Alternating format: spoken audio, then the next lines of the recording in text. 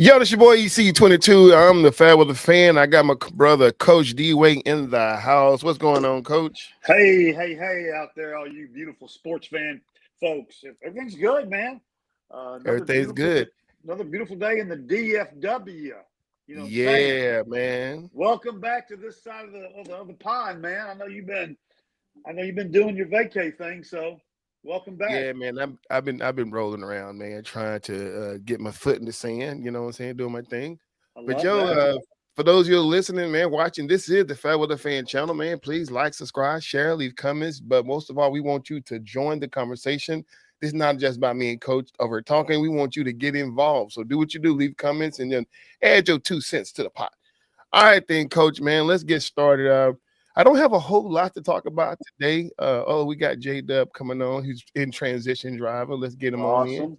Awesome, What's awesome. up, J Dub? Hey, what's up, fellas? I'm picking up children from practices and all those Well, things. that's what you do, bro. That's what you Hey, Yeah, man, do. we ain't mad at you, brother. We Who, gotta you- understand. Duty first, man. who you got with you? Who you rolling with? I got Nora from Awesome, hey swim Nora. practice. Hey, Nor. Awesome. That's what's up. Hey, Coach, let's dive right on into it. And D, let's dive right into it. WNBA. Listen, the thick of the season is now. Now we're in go mode. So the excuses of hey, listen, early season is coming to an end. What's up, Terry Ford? Yeah, OKC running back, bro. Yes, sir. Yes, sir. I definitely believe that, Uh, man. They put all the pieces back together, yep, yep, signing Shea yep. Gillis Alexandra. Yeah. They doing the dang thing. They re-signed Jay Will, so yeah, they doing their thing. There's no other team out there that looks scary to me going next season is OKC. Terry, man, thank you for watching. Um, Before we jump fully into what Terry was talking about, the NBA off season. WNBA, I would say we're in the thick of the things right now. And one team is surprising all of us, and that's the Golden State Valkyrie. They moved themselves all the way up to the fifth seed, an expansion team. Didn't have a whole big roster to be excited about, but Kayla Thornton over there is really, really proven, and their coach over there is really proven. Man, they ain't afraid of nobody, you know. So, Jada, what you think about those Golden State Valkyrie over in Valhalla? I think you just said it right. They're not afraid of anybody. I don't think they're supposed to be. They didn't know they were supposed to be afraid of anybody. So they're just balling out, and the parity in the WNBA has gotten to where everybody's pretty equal for the most part. So, I mean, we'll know how they fare in a series against, the Liberty and the Aces and all them. But yeah, I mean, they're doing their thing. I think Kayla's having a phenomenal season. Now, looking at the New York Liberty, the current reigning champion, New York Liberty, they have been falling here lately. Is this Yes, they something to have. be worried about, or is this just other teams just figuring them out? What you think, Coach? Well, first of all, I want to comment on Golden State, and Yeah, I like what both you guys said. To me, Golden State's a lot like the NBA Indiana Pacers. No one yeah, told them nobody told them they weren't supposed to do there. Would do what they do and make it as far as they made it. And I think Golden State's in that same category. Mhm. So, but it's so hard in Oh, did it professional come? sports. And right now we're talking about WNBA. It is so hard in professional sports after you've won the world championship in your sport to facts. come back from the jump and be motivated and be hot and be on and hitting on all eight cylinders. And so I think we're seeing a little bit of that with New York. I also think we're seeing a lot of the other teams have just gotten better. You Yeah, know, there was a point there that J Dub, he talked a lot last year about the three-headed monster and how he kept saying, I just don't see how anybody's going to be able to stop the three-headed monster. Well, he was right. But I think people are starting to figure out some things about that team, and they've got film, and teams are better, players are better. So I think it's a combination of all that. You see, oh And I yeah, don't think and that's what. the ladies there in New York are shooting the ball as well as they did last year on a whole, Yeah, on a whole, right? I mean, I know they're still getting big games, but it seems like Stewie is not is. I mean, again, she's still a baller. She's still a top 10 player, yada yada yada. But she's not shooting as high of efficiency right now for some reason. Yeah, I mean, she's not shooting well. Sabrina's not shooting well. You know what I'm saying? Jaquel is doing the best she can, you know what I'm saying? But I think she's been out for a couple of games, so they're missing her big presence in there. So that's it. I mean, it's come to a lot. But the way this offseason, last year's offseason, last summer offseason, shook up, man. They put a lot of good teams together Mm-hmm. to give that New York Liberty Yeah. team a run for their money. Oh, for sure. I mean, the Minnesota Lynx, I mean, only lost 2 games. I mean, they're proved to be just who they are supposed to be. Good as advertised. Right now, they're the front runner. I know the Aces are just getting their wheels back. They're trying to climb up the ranks up there. I mean, the Atlanta Dream is still doing their thing, man. So, I mean, but like I say, that Valkyrie team has completely surprised me. Now, a team that kind of underperformed, 2 teams that underperforming right now, and that's the Indiana Fever and the Los Angeles Sparks. I'm still trying to figure out what's going on with the Sparks team. We talked about it, so I don't want to beat that dead horse. They got to figure something out. I think on paper they're still one of the best teams in the WNBA, but somehow, some way, their coaching is not doing what they need to do to get them to play, gelling with each other. Ezra Ray only plays one half. I don't understand that, so we got to get her to play both halves. Indiana Fever. Oh my God, this team is so good. J-Dub, you made a comment a few weeks ago about Caitlin Clark and her decision making can sometimes be the reason why they don't come out in these games. Can you That's expand right. on that? Well, I mean, again, I think last year was it that she led the league in assists and turnovers, and I could be off a little bit on that, but Facts. she's got some offensive decision making growth to do, but Mm-hmm. the other thing is about the Indiana Fever is just because they're the most popular team, and we're not going to dive into reasons why or they are. That doesn't mean they're the best team. They haven't been the best team. Mm-hmm. Right. They are bringing in a fan base, and Caitlin has certainly changed a lot of things like that. But they still have a lot of growing to do. Um, they still can't get Facts. solid inside presence, even with Aaliyah playing good the last couple weeks. So just because they're the hype and Right. they're selling out every stadium, they're not nearly on the same page as in Minnesota. They're not on the same page as Vegas. They're not on the same page as in New York. So I think there's been an elevated sense of how good they're supposed to be just because of their popularity. Right. So I just want to kind of take this moment out to defend our girl Caitlin Clark. I'm a fan of WNBA players, and I think sometimes when you look at last year and the new wave of this talent between Angel Reese and Caitlin Clark, I think too much pressure and weight was put on these two Mm-hmm. individuals to carry the league to the future. I mean, every weight is going to put on the newcomers, the rookies, and stuff like that because they are the future. But I think too much was placed in their lap for them to be better than they actually were because they're leaving no room for growth. So y'all have already heard me defend Angel Reese several times. So now here's my shot at defending Caitlin Clark. Now listen, the last 5 games she played, she was out, came back 5 games. Now she's out again with a growing injury. Listen, 30 from 79, 30 out of 79 shots, 38%, 12 from 43, 28% from 3. They're 3 and 4 without Caitlin Clark. That goes without saying. I mean, her 3-point percentage, not too mad at. 12 for 43. You need to take better shot. But 38%, those last 5 games, it's not good. But Her team is go ahead, wait one J-Dub. second. I'm not going to criticize her because we all know that shooters shoot, and we're going to go through Facts, slumps, and we're going to facts, have bad times. We're going to have good. facts. My only criticism for Caitlin is it's the Jason Williams, it's the white chocolate syndrome, right? Because people who didn't watch him and only gets to see the highlights, he's got the best mixtape in NBA history. But if you Facts. watch the games, and I was a huge Kings fan, he had just as many turnovers trying to squeeze the ball between 2 defenders as he Yeah. did highlight plays.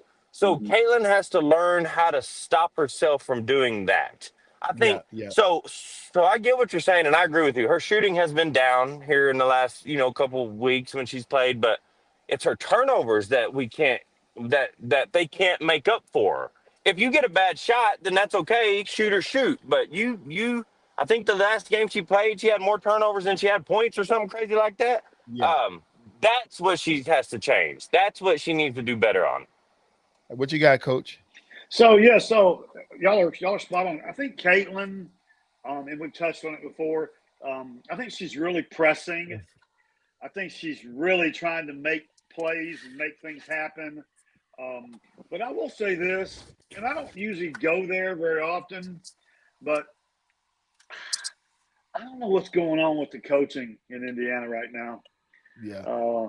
And if I've got a player like Caitlin What's Clark, that in a minute? okay, and I'm not trying to build my whole entire team around her, but she's kind of like for example, Golden State Warriors. They're picking for Steph Curry all over the floor, Yeah. 1,000% of the game. Okay, they are picking for him each and every way that they can try to get him open, just get him a little crease. And I'd like to see Indiana's offense change, get a little bit more structure so they can get her open and get her some more shot opportunities. Okay, can I say it Right. that way, E? Oh yeah, you can definitely say it that way. My take with them with Caitlin, like turnovers is part of the game. I don't necessarily like J Dub say or high turnovers, but I think when she pushed the pace, I think it's just something that the whole team has to just get on board with, because the pace of the game and how they push the pace, I think is great. Like I say, sometimes they play extremely well when she's not there. So I think the mindset that she's giving them works out. My problem with her is bad shots, because shooters gonna miss shots, but bad shots trying to force shots because she haven't scored in a while, and the lack of defense. Right, turnovers gonna happen. Kobe Bryant was, he wasn't the best, saying a guy with turnover. He turned over the ball a lot. He's my Jason Williams turned the ball over a lot. Mike Bibby was no high turnover guys, right? Jason Terry was a turnover guy. Steve Nash in his later career was a turnover magnet, right? All these guys are considered Hall of Fame. Well, not Mike Bibby now, but you talking about but Steve Nash definitely Hall of Famer. What I'm getting at is that part of the game will come. You know what I'm saying? That part, I think, because when she is on her point, she's getting them girls, I mean, like crazy. She's giving the ball where they can score high and just getting the other players. Aaliyah Boston, the best two, her and Leah Boston, best two-way game in the whole league right now. Chelsea Mitchell is coming along with we getting feed from her. Then she's adding the other like Lexa Hall and all them other guys like that. But lack of defense is killing them, because she's letting women blow by her. You know what I'm saying? And they know it, and they're switching for her to get an easy bucket. And they're just killing her. And it's not even just, she don't even try to defend. And then when they score, if you watch her play, JW, you'll see she had this thing that she'll do. She'll control the pace of the game. The floor to the game is going smooth. All of a sudden, it's like somebody telling her ear, "Hey, Kaylin, guess what? You haven't took a shot yet." She comes down and just takes a quick shot, and it's a miss. You know what I'm saying? And then she constantly forced. I almost feel like, JW, do you agree? Do you feel like the weight of the entertainment side is on her to be that star, to give the fans that excitement to where she has to shoot these 4-out threes? I mean, take the easy shot. There's nobody guarding her at the 3-point line, but she still wants to shoot from the logo. Is that hurting her?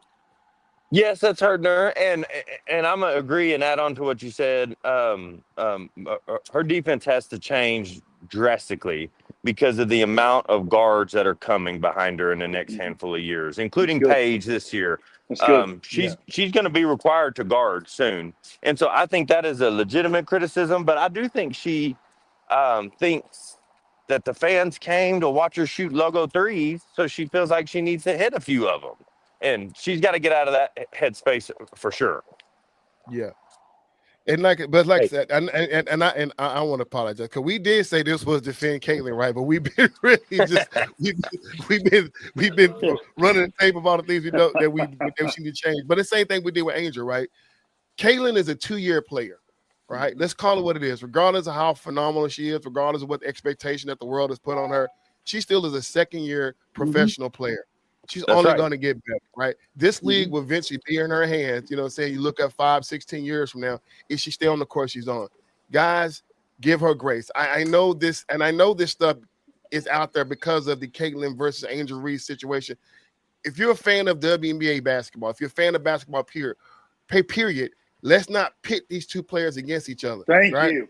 Both of them are just 2-year players. They're going to play. Angel has, it's almost like you couldn't write the script. The 5 games that Caitlin sucked, those are 5 games that Angel Reese was killing. You know what I'm saying? So it's Right. like that's what you're gonna get, right? But when you put the spotlight on just those 2 players, that's not the whole NBA. We just talked about Breanna Stewart not playing well, right? Nobody's talking about how good Kayla Thornton is playing. You know, I mean, it's just what it is, right? I mean, there are players who are going to play good. There's some going to play bad. You know what I'm saying? That's just the way the ebbs and flows go with the basketball thing. Somebody, going on? What's going on, Gerald Cokes, man? What's going on, my boy? Daniel, what's going on? My boy from Sierra Leone. What's going on, Lewis Meffrey? What's going on, Professor? Sophie Cunningham, she made this comment. And J-Dub, I know you talked about this, and Coach, I know you guys are going to love this conversation. This was all about the expansion. So obviously, we already got Golden State. Then we got Portland, and we got hold on, I got my cousin. Thank you, cousin. Thank you. Yeah, thank you, cousin, for tuning in. I'm a fan of the WNBA. I totally agree, but don't put the spotlight on Clark. Exactly. You can't put the spotlight on Clark. And if they do, people are going to troll the crap out of her. You know what I'm saying? That's what she's getting because they're putting all. But hey, Sophie Cunningham was asking about the expansion. So you already got the Valkyrie out there. You got Portland and Toronto coming up next. And you got Detroit, Cleveland, and Philadelphia between now and 2030, whatever. They asked her about it, and Sophie Cunningham said that they should ask the players what teams they need to be expanded on because they need to ask the players what team they would like to play in. And also, she made a comment saying that they shouldn't try to grow the league too fast. Much too fast. So I agree with that part. I mean, let's hit that on the head real quick. Okay, yeah. Is it going too fast? I mean, you're talking about you already got Golden State, you got Portland and Toronto coming up, and then you got 3 more after that. So that'll be 6 teams added. You know what I'm saying within between now and the next 5 years. 2030, yeah. So is that too fast, Coach? You know, I don't think so. If all the markets can handle it, if all the markets if they can support it financially. I was having a brief conversation with Eagle Bruce, who's up in Philadelphia. How does Philadelphia, the city of brother, how did they not have a professional women's basketball team? Thanks. I mean, so the big markets like the Philadelphias, and Houston needs one. That's a big market. So as long as they put them in the right areas, the right cities, the right markets, they'll be fine. I mean, the growth, the expansion is exciting, in my opinion. Let me get 2 cents in. So last year was their most successful year ever. Thanks. And they still lost $50 million. Mm-hmm. So before we start going all in, how about we win a hand or 2 before we go all the way crazy? Secondly, we've just gotten in the last 4 or 5 years, we've just gotten to a level of parity where there's enough talent to spread amongst the teams that we have. And now we're going to say in the next 5 years, we're going to water it down with another 60 players. So I think it's too fast. I'm not even 100% sure I'm ready for the Toronto team. But again, you know, hopefully more people start watching. They start making more money. They can invest more money back into themselves. But it seems like a lot in a short amount of time for a league that is still losing money. Hey, the question for both you guys: how many players are on each roster currently active? Y'all know? I think it's a normal 12 to 15 players. I think it's a normal. Yeah. Somebody can check it. I think it's 12 suited and 3 reserves. Okay. Yeah. Okay. So yeah. So my 2 cents is this. I mean, yeah, you're gonna lose money and stuff like that. But I personally love the growth of the WNBA because the way it's growing, right? When the WNBA first started, you know, it started out as the NBA taking over this and say, okay, this is our project child, right? We're gonna let the women play. And in each one of these teams, some of the big market teams, NBA teams had a women's professional team, right? Then 2 years by 2020, by 2000 and 2001, they decided to offload that market and let them get to individual buyers, right? what we've seen with Golden State, being able to bring them in and give them, saying that arena and let them play in that arena, and the fan base is supporting. The one thing we know, the fans are really, really supporting. When you look at the expansion team that Toronto, I think Toronto will heavily embrace. You get a lot of opportunities to bring international players over. I think that's the reason why they're opening it up, to give it to more international players, because you see a lot of cold players over there that's playing. And so I think that's going to open up that market. So like you said, D-Way, I agree with that. You know what I'm saying? If the teams can support it, then yeah, I mean, it's just cool, because and then you're looking at the unrivaled league, right? First of all, call it what it is. We got to get past this collective. So we got to get past the collective market and see what the money gonna be, right? Right. But Right. I think you're gonna lose money, but I think they're going into the right direction. You know what I'm saying? I think they're setting this thing up because it's not just these women that we're looking at, right? We're looking at women professional basketball. That's something that people now want to see, right? And I mean, most major sports lose money, until they get get things set up the right way. So I'm not mad at the growth. But when I look at Sophie Cunningham's comments, saying I can agree with. I'm not mad at that punt that's going too fast. What I am tripping on is the fact she's talking about the cities. And now this is something where she's just not informed on. She talked about how that she don't know how this works. And obviously she don't. But she talked about the cities that they're looking at. They're Cleveland. She said nobody wants to play in Cleveland. Nobody wants to play in Philadelphia. She said, why not Miami? And I'm like, okay, Sophie, this is where you're staying in place. First of all, the players don't get to pick, and the people who are the commission don't get to pick the cities. Owners and investors come out and say, hey, we want to bring a franchise to our city, straight up. And then, of course, they have to put in their application, whatever, and they go through all the bells and all the interview process, and then it's accepted or whatever, right? Now, do we have any players in the league right now that have that type of empowerment to say, hey, we want this city, and to force that? I don't think so. As big as Asia Wilson is, as big as Phoenicia College is, I don't think they have to say that. We do know that the Unrivaled League is played down in Miami, so maybe that can bring some attention to it later on. I don't know. But at the end of the day, I think Sophie Cunningham is tripping with that part of it. Philadelphia is a great market. Detroit has several championships. If y'all don't remember the Detroit Shock, they're looking at bringing them back. They're a great market. The Detroit Shock are currently the Dallas Wings, if y'all don't know that.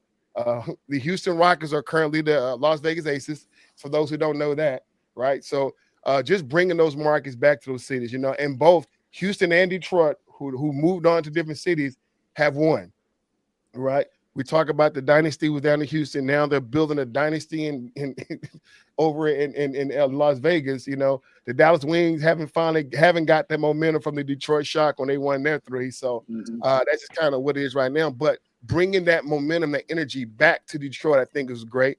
Just like Philadelphia definitely is a good city. I'm not sold on Cleveland just yet. Miami. Now let's address this part. Do you know the first 7 years LeBron James played there in Miami, they didn't turn a profit? Because none of the fans showed up until halftime. Exactly. So this is when you had LeBron James. So yeah, I know Miami is a great place and people want to go there to have fun, but they're not a good supporter of their franchises. So I'm just calling it what it is. They're just not. And I also think a tiny bit of that is, well, first of all, the Miami Stadium is ridiculous to get to. But second of all, the whole TV schedule, so their games start at, since everything starts at 7 Central. So now it's already 8 o'clock in Miami by the time their game starts. So I think that has a little bit of factor to it as well. I didn't see Sophie Cunningham's comments, but she's not the first professional athlete to say nobody wants to play in Cleveland. She's not the first. LeBron James is Mr. Cleveland, and he left there twice. Yep. But I still come back to the whole statement is you put teams where you can sell out whatever arena you're using. If you're using the NBA arena, you need to sell it out. If you're using a college arena, you need to sell it out. So the Comets won 4 in a row, but nobody was going to their games. So it doesn't matter how successful you are if nobody's coming to see you play. Facts. So that's my apprehension about adding these teams. We are just getting the momentum. They, not we, act like I'm part of it. They are just getting the momentum to have some of their games at NBA arenas to hold that many people. This is gonna be a large amount of more tickets to sell, and then you have to start factoring in with 4 more teams. Yeah. Are we going to play more than 42 games? Are we going to go up to 55 games and stuff like that? So now you're selling more games and more tickets. So it's just a lot to take in really quickly. Again, I'm gonna say it one more time. I'm not gonna say it again. For a league that still has never turned a profit. Yeah, and I definitely agree with that. I just think the investors out there, this is what I don't want to have. I think the investors are taking a chance for the long run. You know what I'm saying? We're going to just go ahead and foot this bill, get these teams out there. Then who knows, 15, 20 years now, we just looked at what the Los Angeles Lakers were sold for, right? Other teams out there that, you know what I'm saying, that are small market teams were still able to turn a profit. They didn't get the same ticket that the Lakers were able to sell for, but they were still able to turn a profit based on when it was bought. So who knows? You know, maybe these investors see something we don't see. They feel like there's a market down the line. They're going to try to throw in the money right now, because right now they're not. I mean, you're looking at these billionaires. This ain't a whole lot of money for them to spend on these teams right now. It's not right now. And then we got to deal with the competition with the Unrivaled League and stuff like that. So we don't know. I do agree that the league is growing too fast. I wasn't expecting this many teams. I was expecting like, okay, give me 2. You know what I'm saying? Get it to an even number, because right now we're at an odd number. Get it to an even number. Then let's go and see, you know what I'm saying, slowly but surely adding them on, and we'll see how these teams pan out.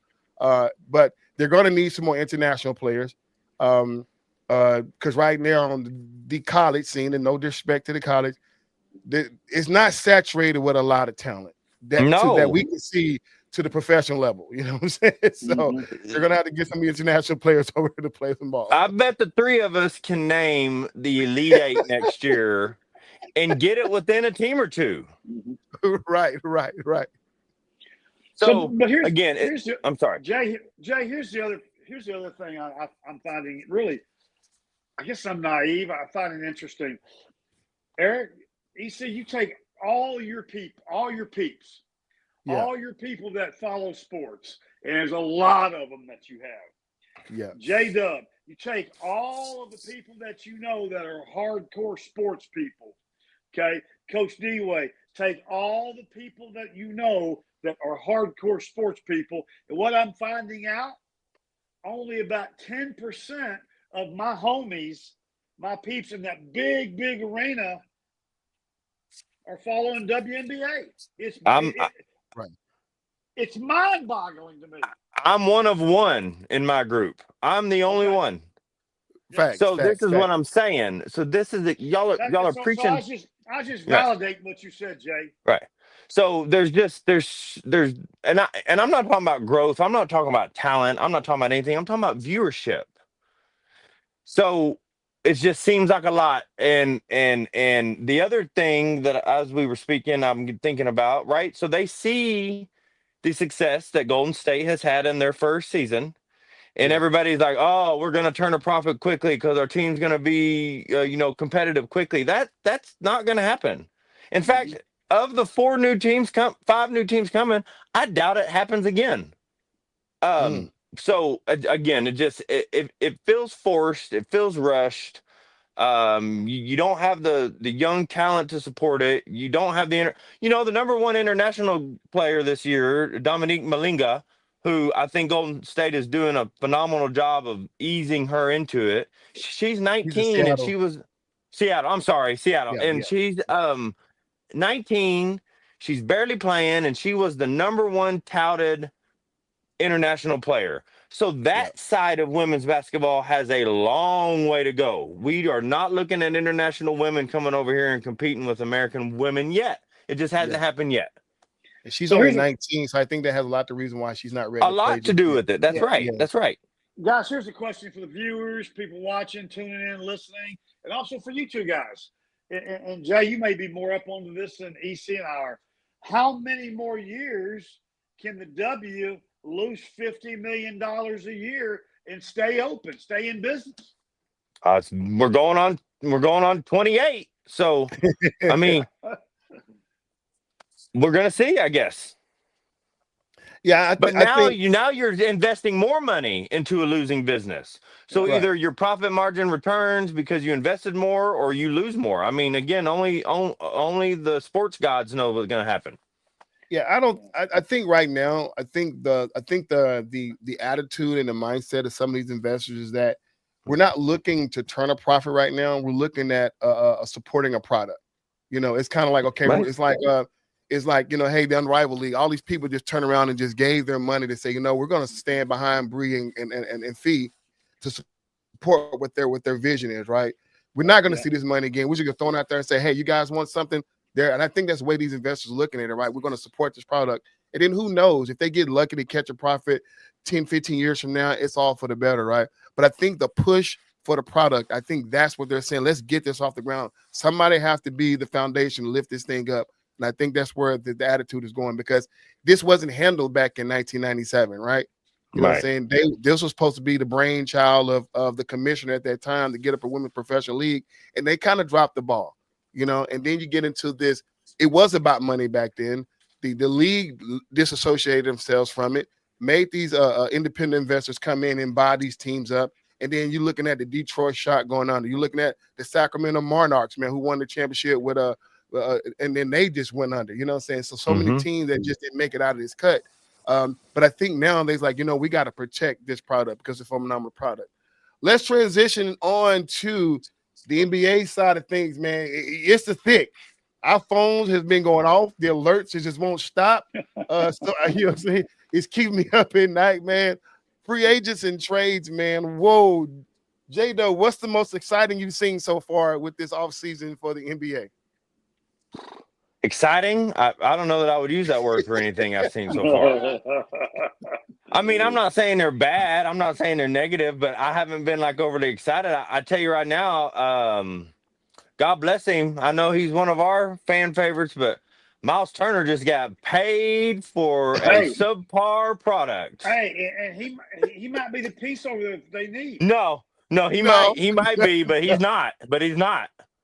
I mean, Miles Turner for Damian Lillard.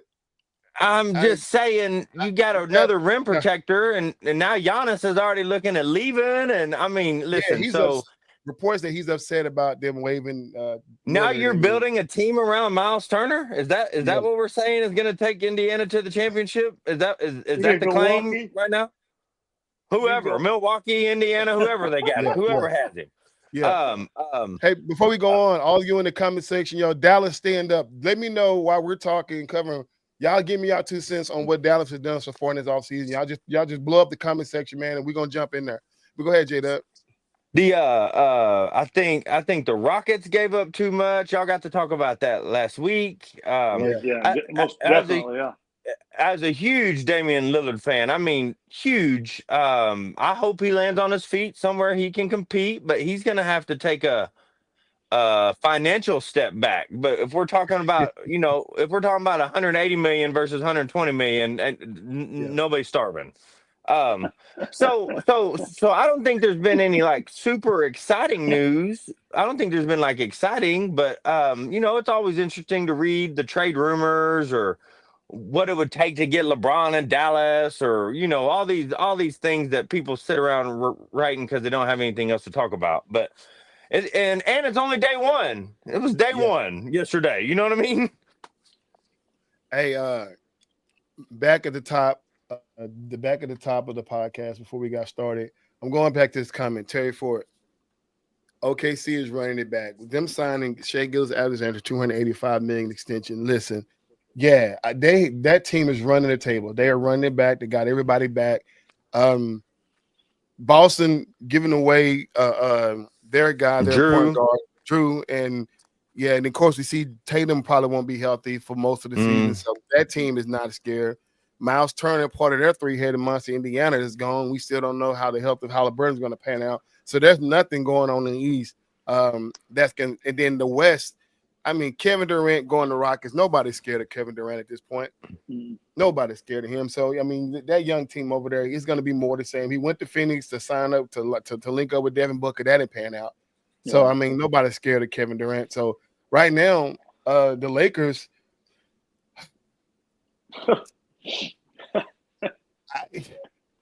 Say I it. need a Laker fan to tell me Just something. say it. Because how is it possible to opt in your $52 million last year and then still have the option to see how the offseason go? Then you can change your mind. Who gives a player that much power in a contract? J-Dub, make it make sense to me, because right now I'm not understanding what Bro, LeBron nobody James is can. doing. I don't think there is any sense. And as big a LeBron fan as I was for years, the end of his career is ruining him for me. You want to talk about not chasing rings or this ring culture, yada yada yada, whatever all that nonsense was, and now you're talking about where can I go compete for a championship? So Right. nothing he says is consistent anymore. If you really wanted a ring, then how about you give the Lakers $20 million back and let them go find you some help? Yeah, Right. yeah. No, so as of right now, I mean, it's OKC to win. They're young, they play fast, they all play well, they play well together, most importantly. But the only other competition would be an LA Laker team if they can figure out how to play together, or a Denver Nugget team. So Minnesota, if they can figure out how to score when it matters most. yeah, and I touched on this last week, so I'm gonna repeat it again, and that is, guys, we haven't seen the best OKC team yet. No, we have not. Okay, Right. so that's why they're a shoe-in this next season. You know, we haven't seen the best version of that team yet, but I think we're going to. Mm-hmm. And I love what J-Dub said. They play well together. Right. Yeah. Okay, you can stop the conversation right there. They like each other. They play good together. They're not concerned who's doing what and who's getting the stats and who gets interviewed after the game. So, all right, Lewis will leave in the comment. I mean, I totally agree with what he just said. I think the Mavs have one of the better offseasons they had in a while. Yes, sir. Exactly. They got a lot of flack for trade dunkage, but man, everything after that has seemed like they're headed in the right direction. We talking about getting flagged. We just signed D'Angelo Russell, so I'm so excited what they're going on. I mean, I did not want CP3. I know they was talking about interviewing him. I didn't want him. He's too old. But I think D. Russell brings the level of energy that they need. You know what I'm saying? He's not a traditional point guard, but playing in the Jason Kidd system, I think he can do well enough to get Kyrie back. Kyrie is not a traditional point guard, right? I think they have enough pieces on there. The one thing I do like about this guy is that he's a guy who's still young enough, and when you play in the Kidd system, Kidd's going to let these guys play within themselves. Play your style of basketball. We're going to make it work for this team, right? CP3 is done. Like, he can't play his best basketball right now, so he will be a guy out there just passing the ball around them and need him to score. Then a defensive liability, right? I think Russell still has a lot of left in the tank. You know what I'm saying? I think going to be a good addition to the squad to hold on until Kyrie get back. I think that's a phenomenal move by them. I mean, the Dallas Mavericks look great. You think who's MB? Who's MBJ? We'll do well in the He didn't like you guys bringing in the D'Angelo Russell. Wow. Who is MBJ? MPJ. What's up, Z-Man? That's how exciting it's been. Is we're looking at acronyms and we don't even know what they mean. I know, right? Michael Porter Jr. Is that Michael Porter Jr.? Yeah, It has to be Michael Porter Jr. Yeah, okay. Michael Porter Jr. Yeah. I mean, I ain't in nobody standing outside waving the Michael Porter Jr. Banner, but obviously Z-Man But on D'Angelo too, I know he's a guard and small for NBA size, but I mean he's not going to take no nonsense off anybody either, right? He's going to defend his teammates. He's gonna help the young bucks be more confident on the court. So I think that's probably I'm a Mavs fan, but I think that's probably the most exciting official news in free agency so far. Yeah. The Orlando Magic, they moving on from Anthony Cole, and they moving on from Caldwell Pope. And I knew Caldwell Pope wasn't the answer. You got a young team over there. You send him over there because he wanted chip with LeBron, okay? But I didn't think he brought a veteran leadership over there. Forget winning the chip. He didn't win the chip. LeBron didn't win the chip, right? But he went over there. It was a project. It didn't work. Now he's moved on. With their young superstar, Paolo Banchero, I don't think he needs a veteran now. I think he's been in the league long enough. I think he's all they need. I'm still waiting to see what they're going to do with Anthony Black, get him out of there because he's that kid from Duncanville. getting more acclimated to the system. I thought they had too many guards on their squad, and I always said it, but I didn't want to disrespect Grant Anthony's son. But I always felt like if anybody needs to go, Cole Anthony needs to go, and so now he's gone. And so we're going to see how this team builds. This team is a good team. They're young. They kind of remind me of a young OKC team. Took them a while to get there, but I think they're going to hit the button. Pancaro went out for most of the season last year, so I think they kind of stunted their growth. But I think they're going to be all right. I'm looking, but other than that, I don't really know. We got the Mavericks. We're looking good. OKC is doing good. Other teams are thinking rebuild mode or chasing mode, however you want to say it. We got James Harden re-signing the Clippers, and much to do about nothing. You know what I'm saying?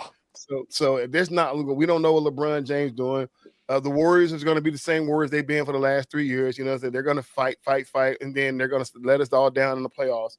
But I want to go back to what you said, J-Dub, because we didn't get a chance to talk about it last week, and it's that the ring culture, LeBron James. I haven't get. What are your thoughts about his, or do you understand what he was trying to say when he brought out the ring culture? So I understand what he's trying to say, because dynasties are different nowadays than they would have been, even 20 years ago, right? Everybody's athletic, everybody's good, everybody can shoot, everybody can run, but we are going to judge you, all athletes in every sport at every level, based on how many times you got to the mountaintop, and that'll never change. That's never going to change. Is Tom Brady the best quarterback? Yes. It ain't because he has the most yards or the most wins. It's because he has the most rings. So I get what LeBron's saying, and LeBron is by far the best player in any sport to do it for a long time, right? His longevity is ridiculous, but you can't say it's not about the ring based on what your career has looked like. You left Cleveland to go get a ring in Miami. You left Miami to come give your hometown a ring with Kyrie. You left Cleveland because they weren't doing enough, or you thought they weren't doing enough, and you wanted to go in LA and be part of their ring culture. So nothing he said in that statement makes sense to me based on your career. Now, if we're talking about somebody who stayed with the same team for 23 years, that's a different comment coming from that person. But LeBron, you didn't do what you're preaching. So I don't even think he's sincere in what he's saying. I think it's his way to try to justify his argument as being the GOAT. And he's one of them. I don't give him the number 1 spot. I don't even think I give him the number 2 spot, but he's trying to put himself on that pedestal based on his championship losses. You didn't stand on the mountaintop, even though you got there 10 times. You only stood on the mountaintop 4 times. So I don't agree with anything he said in that statement, but I can understand why he's trying to make that argument, even though it ain't gonna fly. Right. Now, Coach D-Way, you stand in a unique spot other than me and J-Dub, because we're younger, right? You've got the chance to see some of the greatest play in multiple eras, right? And you've seen some of the greats win championships. You see some of the greats not win championship. Kind of break this down from your vantage point, from what you've seen over the decades in this whole ring culture situation. Well, because there's a lot of great players that didn't win a ring. There's a lot of great players that did. I mean, the first one that comes to my mind is Jay said something about 23 years, same team, Dirk won 1 ring, and they probably should have won at least 2. Okay. And so he's going to be remembered. For some reason, guys like, no disrespect, but guys like Barkley, they kind of get overlooked for the obvious. Okay? Right. And back, and I am older, so back when I was really younger and watching it, there were powerhouses, there were dynasties, and that's a lost. Dynasties are a lost. You just don't see that anymore. But I guess it's because of free agency, if you will. And money. Yeah. So I got to see, teams like the Boston Celtics and the Lakers, the Magic Johnson Lakers, and then the next and the Birds and the Michael Jordans, those dynasties. But we don't see that anymore. That's why I'm so excited about Oklahoma City. Because if anybody can win 2 or 3 in a row, how many did Golden State, the Warriors, win in a row? 2? They won 2 in a row. Yeah. How many times did they go in a row? 4? 3? They won 4. Yeah. 3 or 4. Yeah. Man, I can't remember what I ate for dinner yesterday. Yeah. but I mean, that's why most of us are excited about the Thunder, because we're going to be able to see if they're everything that we think they are. We've been blessed to see Jordan's entire career. That's right. LeBron's entire career. LeBron's spectacular physical specimen that probably have never seen before. Lewis said it best. Herm Edwards, I think it's still that. I'm sorry. Go ahead. As Herm Edwards always said, you play to win. You play to win the game. And I'm so that's I try my best, J-Dub and D-Wade. When I heard LeBron James in that interview talk about ring culture, I'm looking like, okay, I'm looking at his facial expression and I'm looking at the intent of his heart. And I'm like, I'm trying my best to, okay, I want to side with him, right? Because I'm looking at a person who's like, he's getting a lot of scrutiny. He wants to be the greatest player. He wants to be considered the greatest player, but obviously the fans are constantly throwing the rings at him, right? You only got 4, Kobe got 5, Jordan got 6. Like, you'll never be that guy. Steph got 5. You're not in the best of your own era because Steph got more than you, right? So it's like, right. And I understand he's feeling the frustration, but at the end of the day, he is probably one of the, arguably the best player on the planet, especially consecutive for 23 years, right? He's always been that guy, right? Nobody has done it consistently great longer, being all-star, right? And I get where he was trying to come from, and I tried to empathize with him. And the only thing I can say, which is stretching, growth has got to him. Because when you're young LeBron James going over to Miami and you're saying not 1, not 2, not 3, not 4, not 5, not 6, that's what a young man, that's his vision. That's what he sees. He's looking at the team he's about to build over there. Man, we're about to run the table. I'm about to bring all these chips to the city of Miami. And then you realize life happens, right? You can't control everything. You think you can because the whole world, you've been giving you the keys to everything. And now you realize that stuff is out of your control. You can't run everything. And so now you're looking at your life, and now people are coming at your kids because now you got all this stuff that's thrown out there. And now we're sitting back like, man, the ring culture has gotten out of control because now they're trying to say I'm not the GOAT because I don't have his rings. And I'm like, man, I get you, LeBron. Age got you. But Lewis goes back to what Lewis said. Goats don't talk like that. And I was just going to say, go ahead, DJ. He's the only one from any sport. And let's not get it twisted. And I don't want anybody to put words in my mouth. He is in the conversation, right? Oh, yeah. He's in the conversation for GOAT of all sports, right? But he loses that conversation.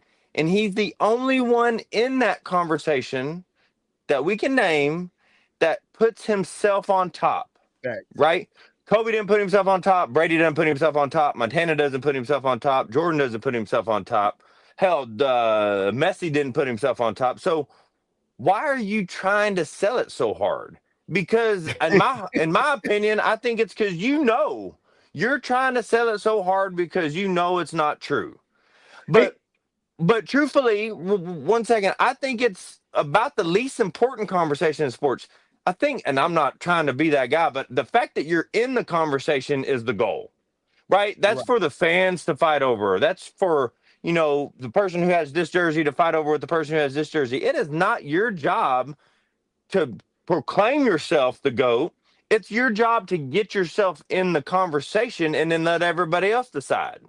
So that's my problem with it. And it's been going on since they won Game 7 in Golden State is when this whole self-proclamation of being the best of all time really, really started to stand out. And listen, as much as I've enjoyed his career, as much as I've loved watching him do the things he do, I hope this is his last season. I'm sick of talking about LeBron James.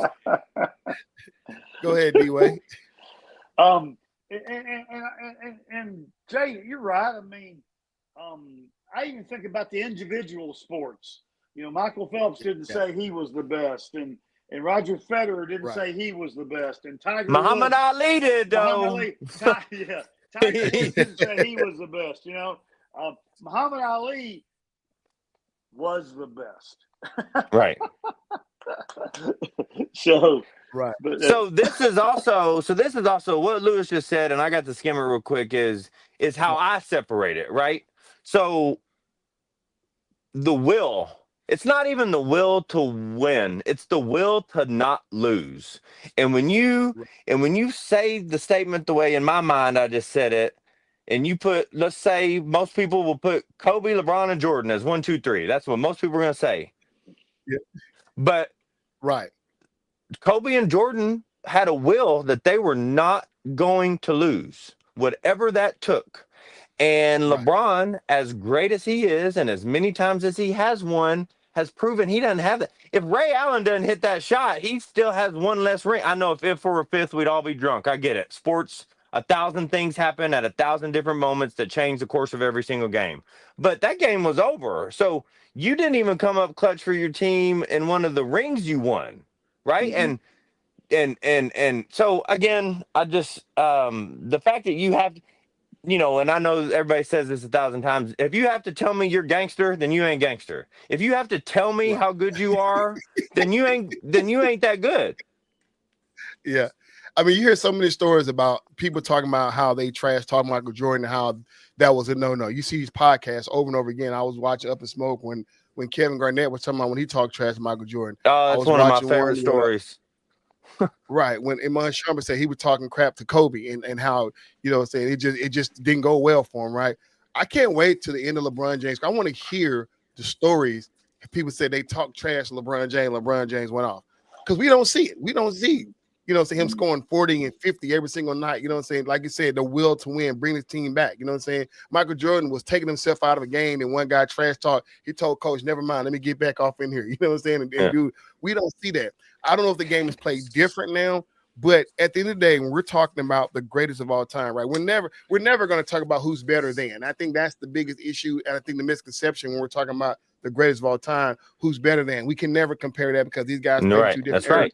But we're talking about the emotional from our own eyes.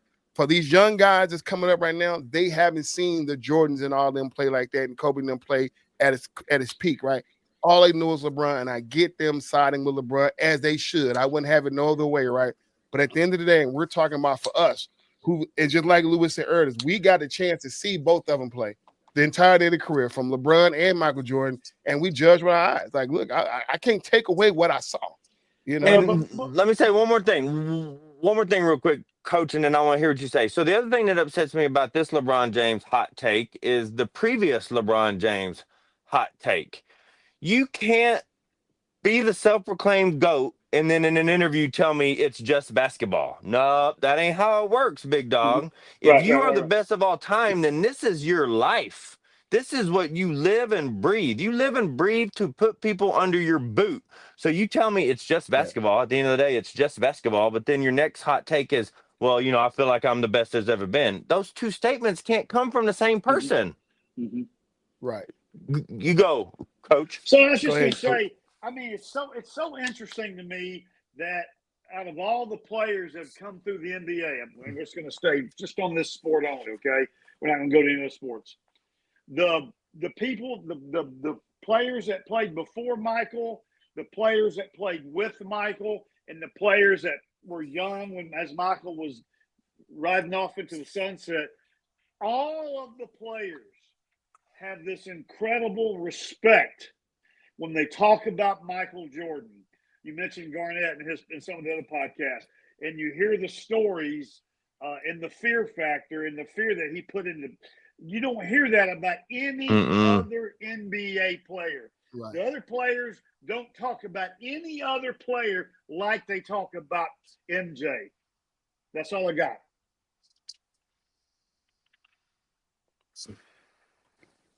So this whole and I'm just listen. So we've all seen people who have an opinion, right? And they sit back in a conference or in a meeting, whatever, and they holding their peace and they can't wait till they're called on. They raise their hand or whatever, and they come out and when they say something, you can tell in their eye they think they're saying something so profound. They believe what they said, but it don't go over so well. It's like, okay, that was it. Like, and then of course you get the thumbs down, like, we don't agree with that statement. And now the person left there embarrassed, like, oh my God. That's how I feel like LeBron James is right now. He thought he was saying something so profound about, oh, this ring coach is getting out of hand. Like, bruh, you started it. And he does this over and over again through podcasts, whatever. Yeah. He have these statements that he makes. Am I going out? Oh, he makes these statements over and over and over again. And it's like, at one point, are you going to stop doing interviews? At one point, you're going to stop. I mean, that's the reason why I don't think Jordan does a lot of interviews right now. Because can you imagine Jordan going on a rant? He probably would say something that would piss us all off. You know what I'm saying? But, I mean, LeBron just need to know when to stop. I agree. All right, then. So, y'all, that is all we have right now. Any final thoughts, D-Way? Well, I wish we could get more people excited about the W. And I also would like for us to. It's coming. Yeah.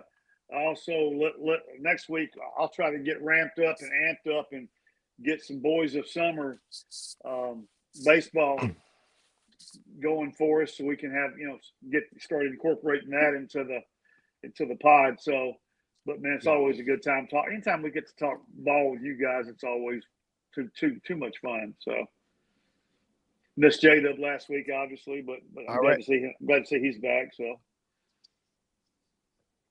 All right, Jada, what you got, man? We missed you last week, but I'm glad you're back. My bad. That was a football camp last week. Today was a swimming camp. I mean, it's one after the other. I swear. I'm trying to raise little goats myself. I know, right? I'm trying hard. Hopefully, in the next 2 weeks, I have a young lady I'm trying to get on the podcast. This young lady is a straight A student. She was state runner-up in her class as a freshman. And wrestling, she was state champion this year as a sophomore. She's already ranked in the top 30 nationally. So more information to come on that. I think Mr. EC, host of the Fairweather Fan, will enjoy speaking with this young lady. Oh man, I appreciate it. Yeah, I would definitely love it. Y'all, Wimbledon is here. The most exciting time in tennis, man. And our girl Coco Gauff is already out. I think she was still drunk behind that French Open win. Knocked out the first.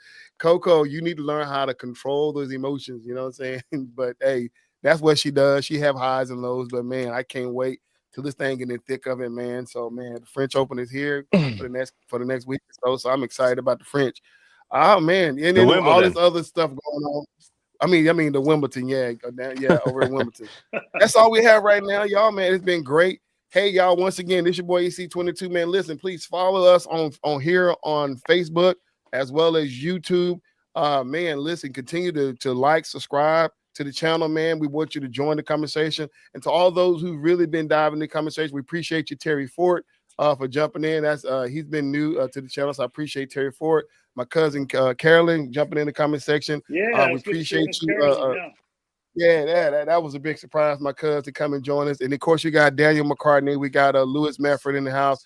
My boy Gerald Coates from high school chimed in. So I appreciate all you guys for showing your support. Z-Man gave his presence. Z-Man showed his presence, man. We appreciate all you guys, y'all. This has been your boy EC22. This is the Fairweather Fan Channel, man, and we are out of here.